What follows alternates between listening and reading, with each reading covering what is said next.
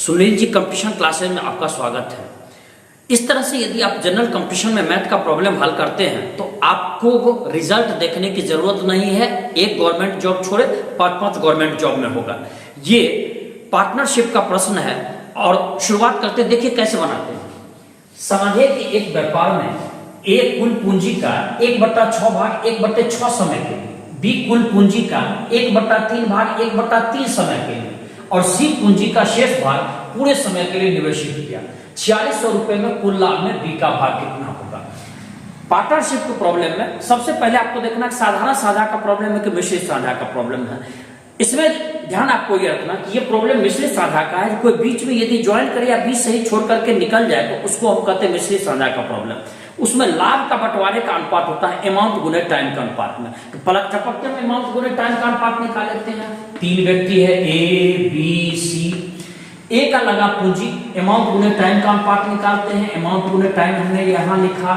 ए का 1/6 पूंजी 1/6 समय के लिए, बी का 1/3 पूंजी 1/3 समय के लिए।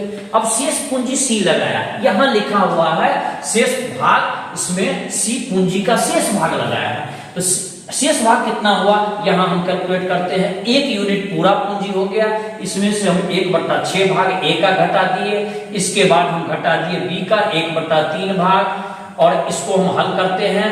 6 3 का एलसीएम हमको 6 आया। यहाँ नीचे कुछ नहीं है तो यहाँ 6 आ गया, यहाँ हमको 1 आ गया, यहाँ 2 आ गया। इसको हम घटाए, 6 में से 3 घटाए तो हमको 3 आ गया। इसको हम कट किए थे 1/2। ये तय कर दिया कि सी आधा पूंजी लगाया था, आधा पूंजी लेकिन पूरे समय के लिए निवेशित किया है तो पूरा समय 1 यूनिट मान हो गया। अब पलक झपकते हम यहाँ पर इसका फाइन, इसमें अनुपात निकालते हैं 1/36, 1/9 और 1/2। लेकिन यहां पर ध्यान ये रखना है कि अनुपात कभी भी न्यूमरेटर और डिनोमिनेटर के फॉर्मेट में नहीं होता है। हमको इसको डिनोमिनेटर को हटाना। अब इसका उपाय क्या है, आप 36 और 9 और 2 का एलसीएम ले ले।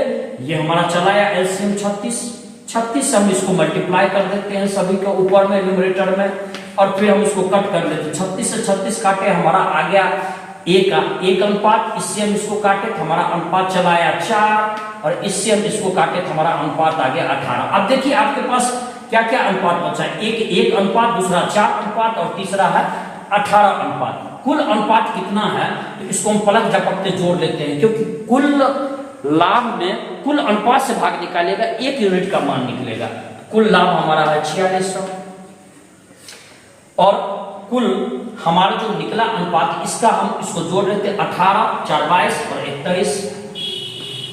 23 एकल यूनिट का अनुपात यहां से निकल गया। अब हमको पूछ रहा है बी का भाग, तो बी के सामने जो हमको दिया है अनुपातिक मान निकला है 4, इससे मल्टीप्लाई कर देते हैं, आंसर आ गया। 23 से काटे हमको 200 आया, 200 को 4 से गुना किया 800। यदि आपको ये शॉर्ट वीडियो पसंद आया शेयर करें, लाइक करें।